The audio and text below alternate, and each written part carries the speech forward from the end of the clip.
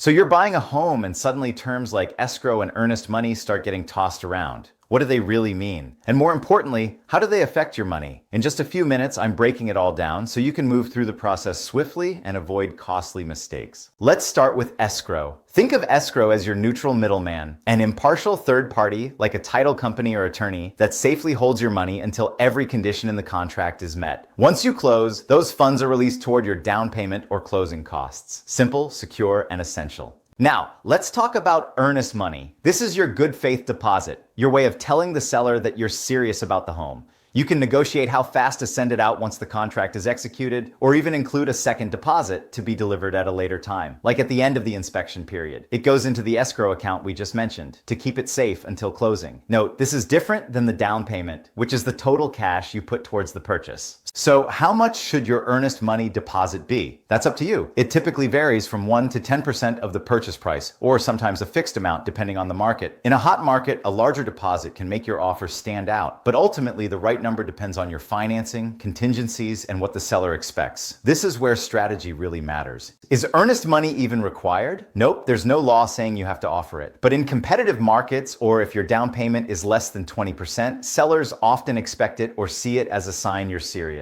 It's like a signal that you're committed to sealing the deal. So what happens to your earnest money if the deal falls apart? That depends. If the seller backs out, or an inspection, appraisal, or financing contingency fails, your deposit comes back, no questions asked. But if you miss a deadline, waive a contingency too soon, or walk away without a valid reason, you risk losing that money. That's why it's critical to know your contract inside and out and make sure to hire an attorney. One last thing, it's important to protect your money. Escrow accounts are generally safe, but wire fraud is a real threat in real estate. Fraudsters love targeting home buyers. So always double check wire instructions in person or over the phone with your bank, lender, or agent before sending a dime. A 2-minute phone call could save you from a very expensive mistake. So here's the bottom line. Escrow and earnest money are fundamental to buying a home. They're not complicated once you understand them, but they do carry real risks if you don't know the rules. Want more insider tips to make your home buying journey smooth and stress-free? Hit that subscribe button right now and turn on notifications so you never miss a video. Thanks for watching. I'll see you in the next one.